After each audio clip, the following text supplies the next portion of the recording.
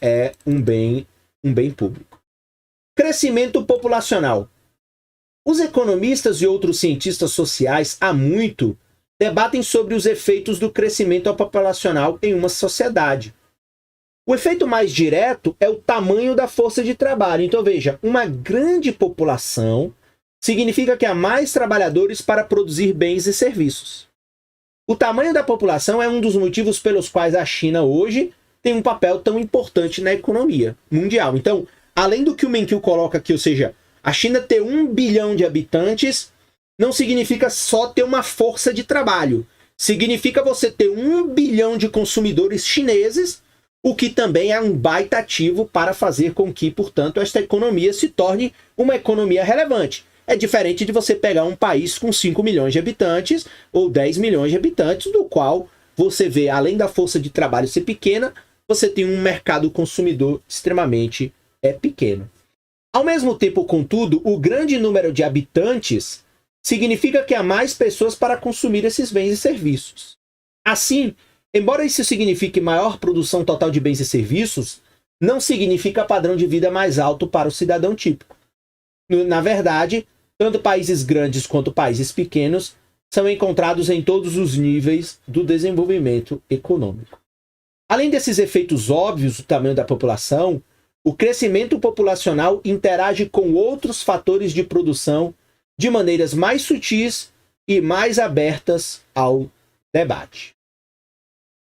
E vamos agora ver então aqui alguns subpontos sobre essa questão do crescimento populacional. Então, expandindo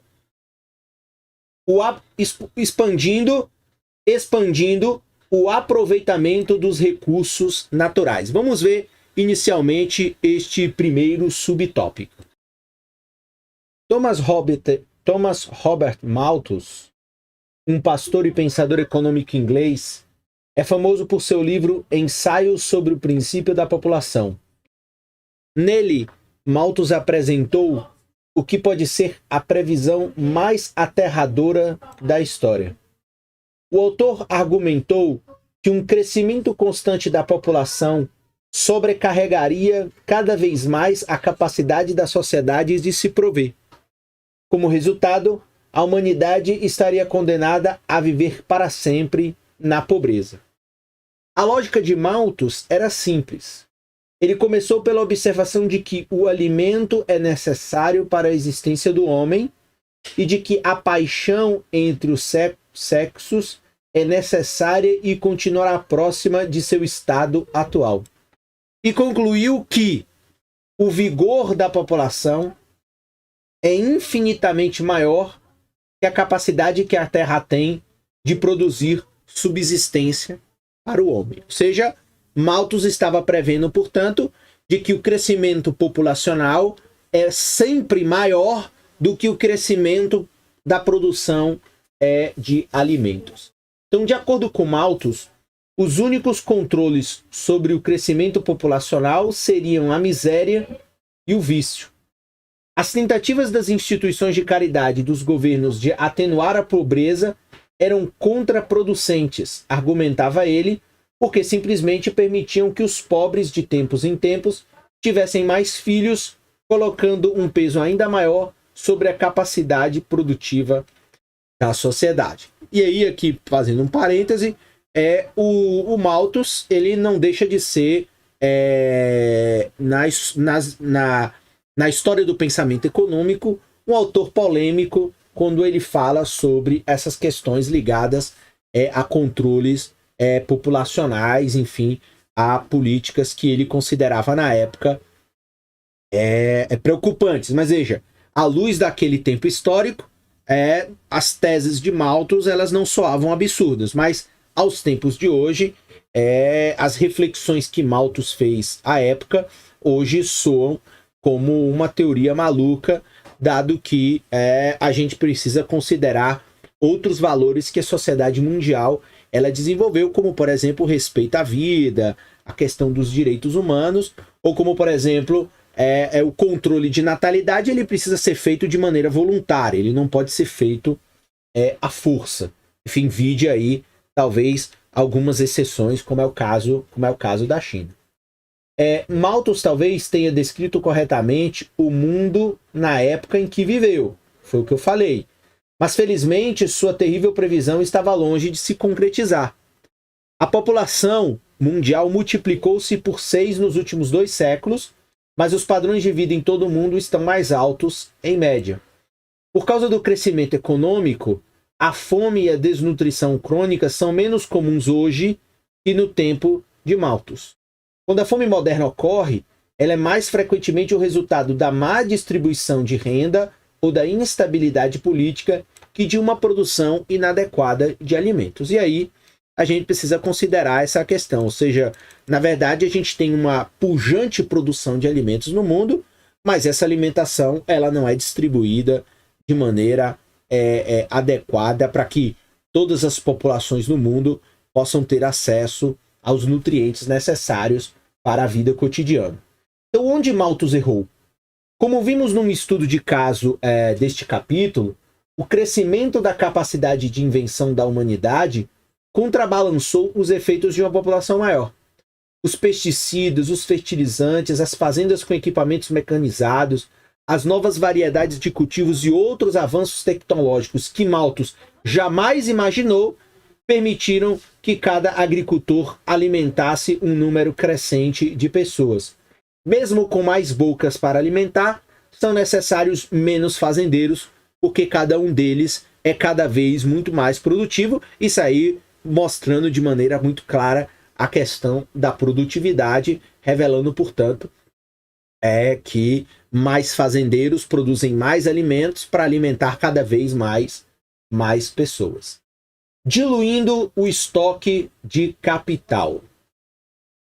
Enquanto Malthus se preocupou com os efeitos da população sobre o uso dos recursos naturais, algumas teorias modernas do crescimento econômico enfatizam seus efeitos sobre a acumulação de capital.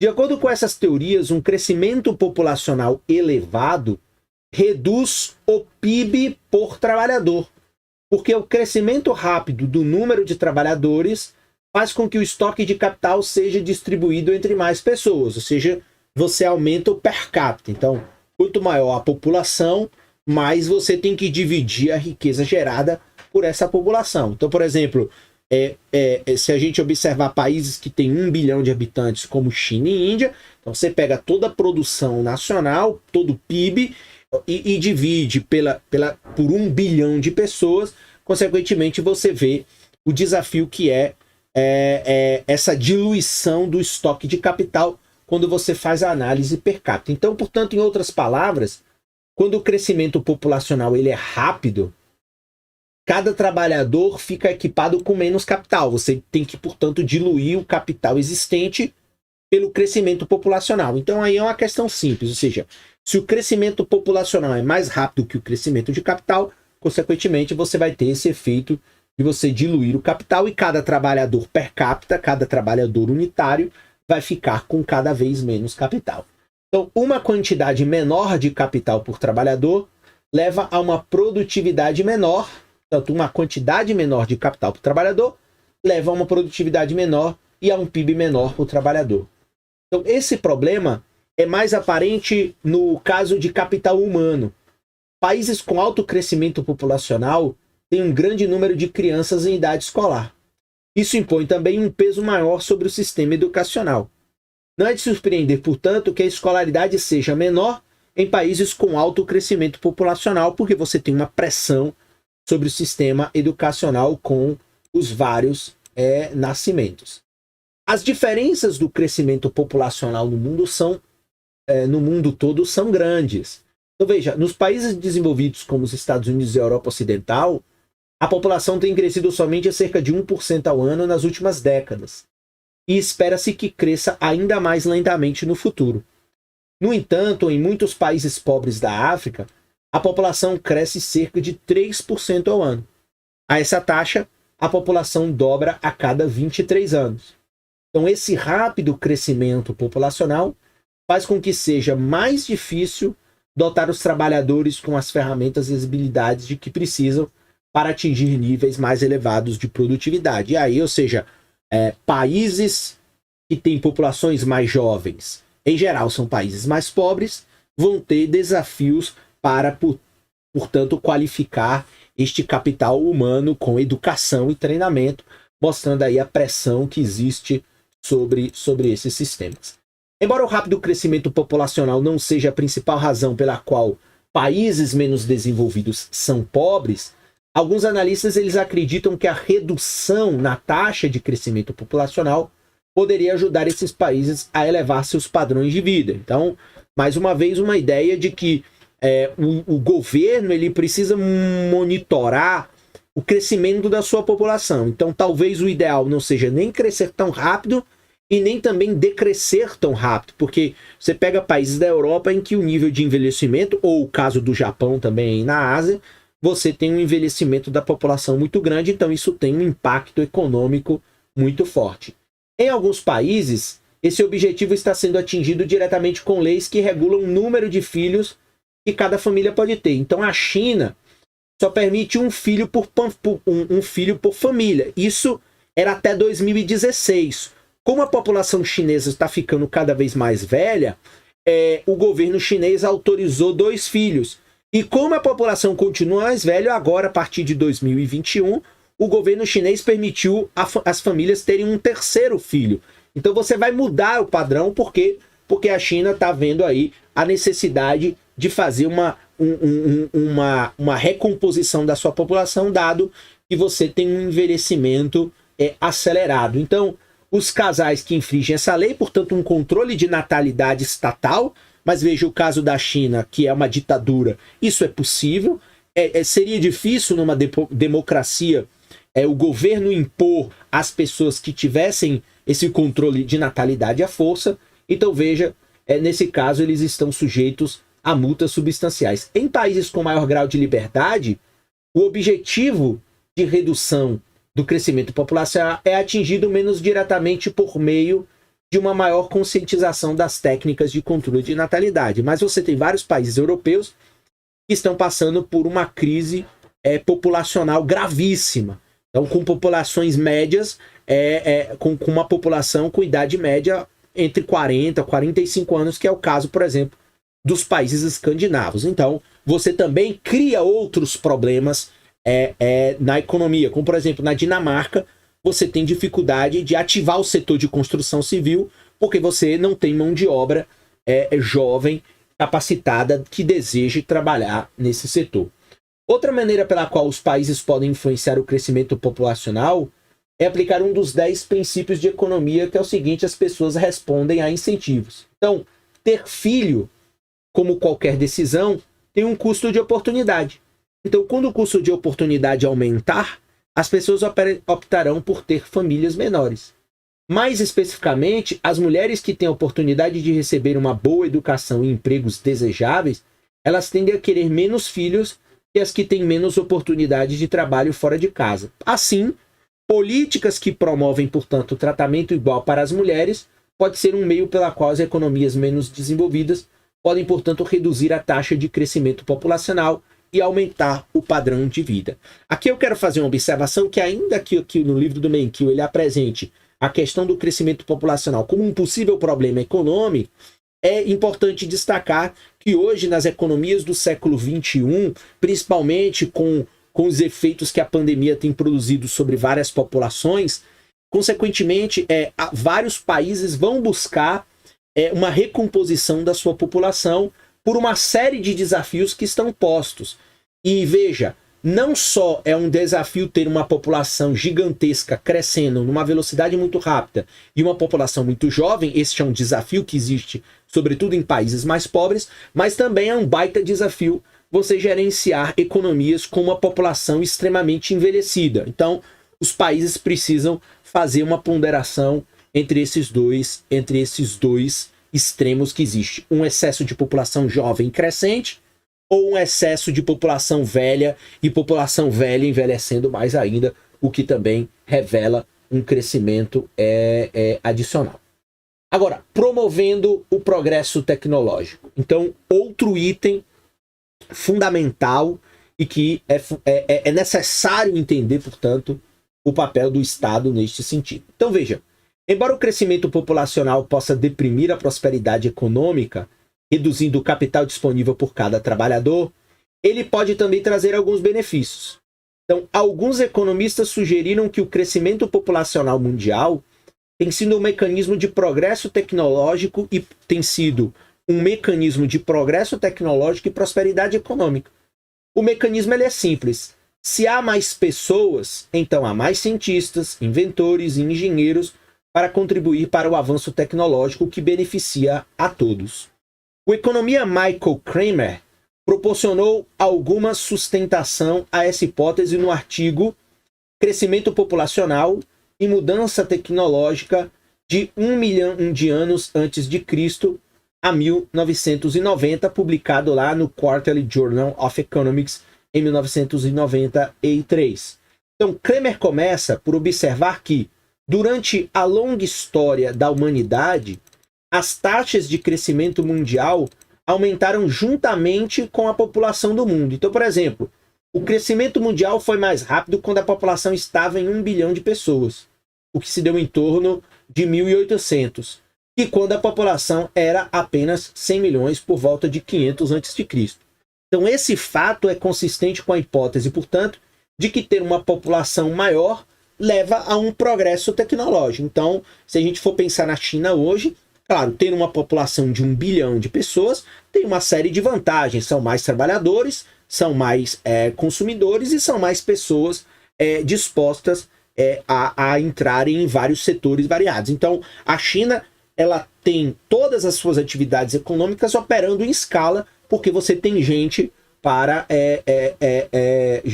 consequentemente, escolher qual é a sua atividade, diferente de um país pequeno, onde você tem uma série de dificuldades por conta de ter uma população reduzida. A segunda parte da evidência de Kramer vem de uma comparação de diferentes regiões do mundo. O derretimento das calotas polares no fim da Idade de Gelo, em torno de 10.000 a.C., fez submergir as pontes terrestres e separou o mundo em diversas regiões distintas que não puderam se comunicar umas com as outras por milhares de anos. Se o progresso tecnológico é mais rápido quando há mais pessoas para descobrir coisas, então as regiões maiores devem ter experimentado um crescimento mais rápido. Se o tema foi exatamente isso que ocorreu. A região mais bem-sucedida do mundo, em 1500, quando Colombo restabeleceu o contato tecnológico, abrangia as civilizações do Velho Mundo, da grande região da Eurásia, África. Depois vinham as civilizações Azteca e Maia das Américas, seguidas dos caçadores da Austrália e, finalmente, os povos primitivos da Tasmânia, a quem faltava até mesmo o fogo e a maioria das ferramentas de pedra e osso. A menor região isolada era as Ilhas Flinders, uma minúscula ilha entre a Tasmânia e a Austrália. Com a menor população, a ilha Flinders teve um mínimo de oportunidades de avanço tecnológico e de fato parece ter regredido. Então, em torno de 3.000 a.C., a sociedade humana da ilha desapareceu completamente. Uma população numerosa, portanto, concluiu Kramer, é um pré-requisito para o avanço tecnológico. E, claro, esse é uma ponderação polêmica que o Mankiw coloca aqui, mas veja como você tem um desafio. Então, hoje, na realidade, o desafio existe um grande desafio para países com populações muito pequenas sobreviverem ao capitalismo, ao crescimento econômico. Você também tem um enorme desafio para países pequenos ou para países de população média que estão com populações muito envelhecidas, mas também você tem do outro lado um desafio monstruoso para os países que têm populações muito jovens e crescendo, do qual você tem uma diluição do capital, você tem um empobrecimento claro, e inclusive por serem países já pobres, então você tem uma dificuldade cada vez maior em torno dessa questão. Ok? Bem, a seguir o Mankiw coloca uma notícia, a resposta de um economista. Então, Daron Acemoglu, economista do MIT, explica por que algumas nações prosperam enquanto outras não. Então, esse economista ele tem aquele famoso livro porque algumas nações enriquecem e outras não. Se eu não estou enganado, no nome do livro. Mas vamos ver aqui o que ele quer dizer. Então, o que faz uma nação rica? Nós, os norte-americanos, somos os ricos, aqueles que possuem, que se desenvolvem.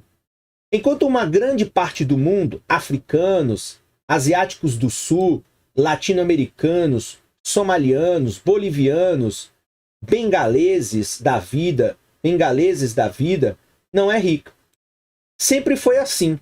Um mundo dividido pela riqueza e pela pobreza. Saúde e doença, alimentação em fora e fome, embora o grau de desigualdade entre as nações hoje não tenha precedentes. O cidadão médio dos Estados Unidos é 10 vezes mais próspero que o cidadão médio da Guatemala, mais de 20 vezes mais próspero que o cidadão médio norte-coreano e mais de 40 vezes mais próspero que aquele que vive no Mali, na Etiópia, no Congo ou em Serra Leoa. Então, claramente, você tem hoje uma desigualdade profunda entre os países muito ricos e países muito pobres. Para os cientistas sociais, a principal questão é: por que isso acontece? Qual é a razão de tamanha desigualdade? Entretanto, a pergunta que deveriam fazer é a seguinte: como isso acontece? Então, a desigualdade não é um dado pré-determinado. Os países não são como crianças. Eles nascem ricos ou pobres. Os governos que os deixam assim. De acordo com Montesquieu, filósofo francês do século VIII, as pessoas que vivem em lugares quentes são inerentemente preguiçosas. Outras explicações não menos radicais surgiram depois. Seria a ética protestante de trabalho de Max Weber o verdadeiro motor do sucesso econômico? Ou talvez os países mais ricos são aqueles que eram ex-colônias britânicas? Ou talvez as nações mais ricas sejam aquelas que têm as maiores populações de origem europeia? Embora expliquem superficialmente alguns casos específicos, essas teorias são contestadas de forma radical por outras evidências. Então vamos lá. As teorias atuais também passam pelo mesmo processo.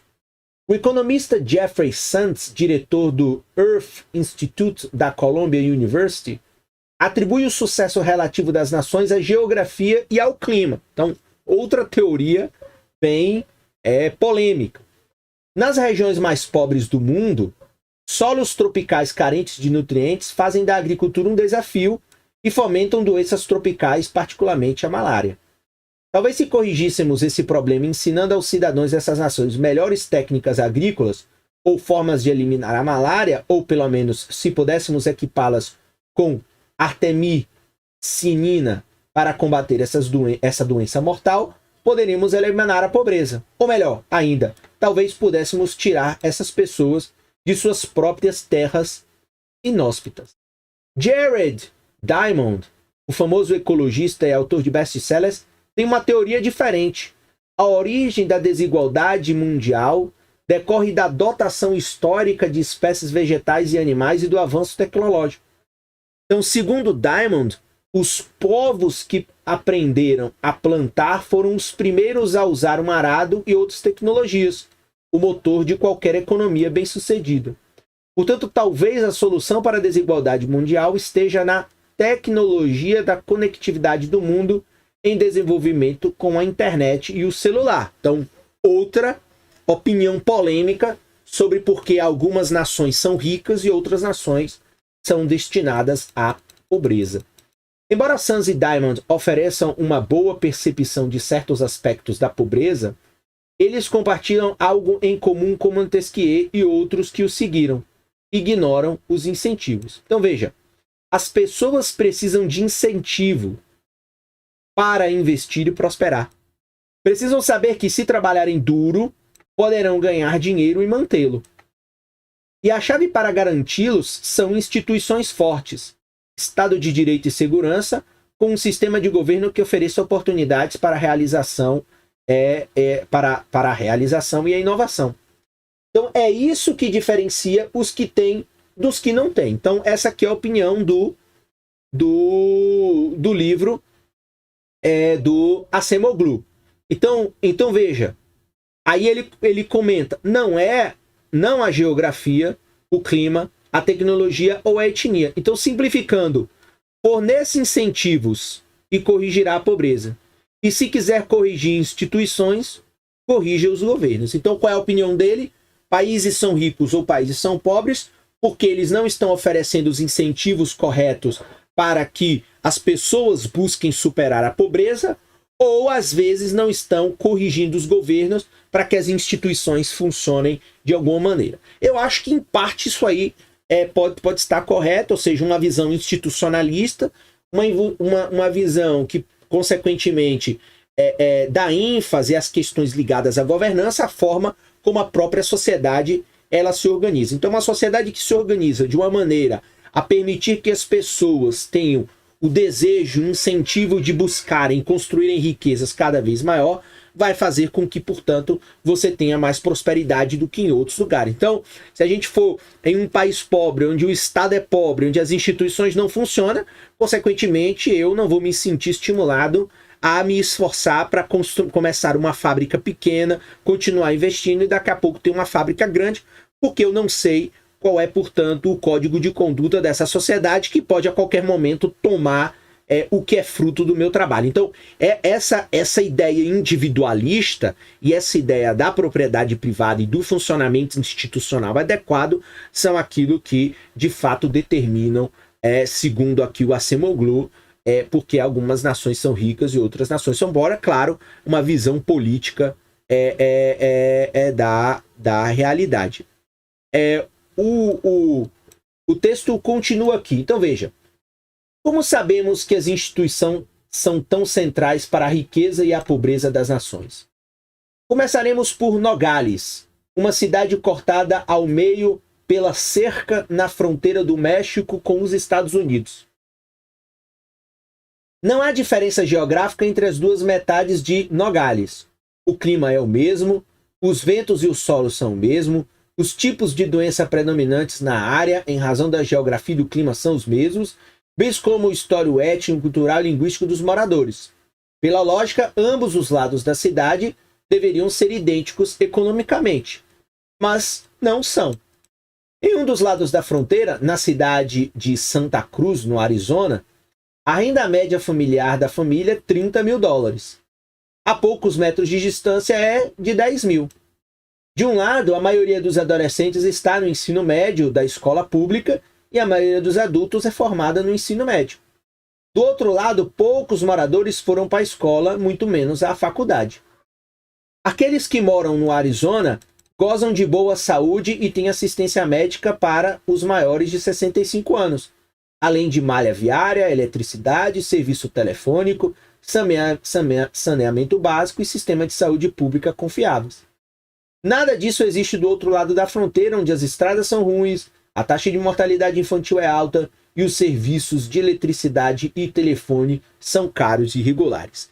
Isso aqui me lembra também um outro exemplo, que é o caso da Ilha do Caribe, que tem de um lado o Haiti pobre, esfolado e acabado, e do outro você tem a República Dominicana, que é um destino turístico com um certo grau de desenvolvimento e de organização. A principal diferença, portanto, é que os cidadãos que vivem ao norte da fronteira gozam de leis e ordem confiáveis de serviços governamentais. Eles podem realizar suas atividades diárias sem que sua vida e seus direitos sejam desrespeitados. No outro lado, as instituições públicas perpetuam crime, a corrupção e a insegurança. Então, aqui mais uma vez o Acemoglu está dando ênfase à questão da institucionalidade. Nogales pode ser o exemplo mais óbvio, mas há outros como Singapura, uma ilha tropical outrora empobrecida que se tornou a nação mais rica da Ásia após os colonialistas britânicos consagrarem os direitos de propriedade e incentivarem o comércio. Ou na China, onde depois de décadas de estagnação e fome, Deng Xiaoping introduziu os direitos à propriedade privada na agricultura e na indústria. Em Botsuana, a economia floresceu nas últimas 4 décadas, o que não aconteceu com o restante da África, que ainda vive à mercê de fortes instituições tribais que anseiam por uma nação preparada, que anseiam por uma nação preparada, construída por seus líderes eleitos. Agora, preste atenção nas falhas econômicas e políticas. Você pode começar por Serra Leoa, onde as instituições não funcionam. Nesse país, pela falta de instituições funcionais, uma superabundância de diamantes gerou décadas de guerra civil e conflitos, além da corrupção que continua até hoje. Outro exemplo é a Coreia do Norte, um espelho geográfico, étnico e cultural de seu vizinho capitalista do Sul, um país 10 vezes mais pobre que a vizinha Coreia do Sul. Ou o Egito, berço de uma das grandes civilizações do mundo, que estagnou economicamente desde a sua colonização pelos otomanos e depois pelos europeus. Então, após a independência, a situação piorou pelo governo ter restringido todas as atividades econômicas e comerciais. Então, na verdade, a teoria pode ser usada para lançar luz sobre os padrões de desigualdade para grande parte do mundo. Se soubermos por que as nações são pobres, a questão resultante será: o que podemos fazer para ajudá-las? Nossa capacidade de impor instituições externas é limitada, como demonstram as recentes experiências norte-americanas no Afeganistão e no Iraque. E agora a crise do Afeganistão se acirrando e dificultando, portanto, mostrando que levar instituições externas ou tentar estabelecer instituições externas é uma coisa muito difícil. Mas não estamos desamparados e, em muitos casos, há muito a ser feito. Até mesmo os cidadãos mais reprimidos do mundo vão enfrentar os tiranos quando surgir oportunidade. Vimos isso recentemente no Irã e há alguns anos na Ucrânia durante a Revolução Orange. Os Estados Unidos não devem ter um papel passivo no sentido de incentivar esses tipos de movimento. Nossa política externa deve incentivá-los e punir regimes repressivos por meio de embargos comerciais e diplomacia. Em nível micro, podemos ajudar os cidadãos estrangeiros ao educá-los e armá-los com as ferramentas modernas da militância, mais notadamente a internet e talvez mesmo e até mesmo a criptografia e plataformas tecnológicas de telefonia celular que podem evitar as firewalls e a censura postas em prática pelos governos repressivos, tais como os da China ou do Irã, que temem o poder da informação. Então veja, não há dúvida de que eliminar a desigualdade global, que tem estado conosco por milênios e expandiu-se para níveis sem precedentes durante o último século, não é uma tarefa fácil. Mas ao aceitarmos o papel dos governos e das instituições falidos em causar a pobreza, teremos uma grande chance de revertê-los. Então, ainda que o Acemoglu tenha aí uma certa perspectiva muito norte-americana, ainda que agora, recentemente, a tragédia do Afeganistão revele que os Estados Unidos realiza uma política externa muito complicada e uma política externa que, neste caso, é mais um fracasso, além lá do fracasso antigo do Vietnã e outros casos que os Estados Unidos se meteram. Veja, não tem dúvidas de que a desigualdade pode ser resultado, sim, de estados falidos, de uma sociedade extremamente desorganizada, sem regras, sem normas, sem instituições. E por quê? Porque simplesmente é o fato de que o capitalismo ele é um sistema tão medroso, que ele só funciona diante de um sistema de ordem. Então o capitalismo ele precisa ter previsibilidade, ele precisa ter ordem, ele precisa ter lei. Porque se ele não tiver isso, ele não vai realizar o seu processo de acumulação. Então é um sistema medroso, que precisa ter essas condições mínimas necessárias para que você tenha progresso econômico. Então, claramente, a gente tem que reconhecer a importância, portanto, ou seja, a economia é um tema multidisciplinar, ou seja, a gente precisa reconhecer o papel da ciência política para a promoção do crescimento econômico, a gente precisa reconhecer o papel que o direito tem sobre o progresso econômico, ou seja, o direito regendo o funcionamento do governo e funcionamento das instituições, ou seja, tudo isso possibilita, portanto, com que a gente tenha uma possível resposta para falar, olha, alguns países são pobres, mas por que eles são pobres? Né? Como é que a gente vai resolver a pobreza dele? Então, a comunidade internacional, muitas vezes, principalmente pelas agências multilaterais, tem utilizado muito o mecanismo de dar auxílio técnico para que esses países encontrem as suas próprias experiências. Então, você vai lá, talvez, por exemplo, na Bolívia, e o FMI, o Banco Mundial, a ONU vão ensinar como organizar uma instituição, como estabelecer um banco central dentro de normas minimamente aceitáveis, como organizar o sistema, as políticas públicas. Então, por exemplo, existe um treinamento muito grande também do BID, do Banco Interamericano de Desenvolvimento, no sentido de preparar, portanto, o capital humano, para que o capital humano seja capaz de qualificar, melhorar e organizar essas instituições, porque essa constatação do Acemoglu não deixa de ser um fato concreto, ou seja, países com estados falidos, eles são hoje, como diria o Francis Fukuyama, em um livrinho pequeno que ele tem sobre a construção do Estado, claramente, ou seja, estados falidos são fruto de corrupção, terrorismo, enfim, anarquia, e aí ali dificilmente vai prosperar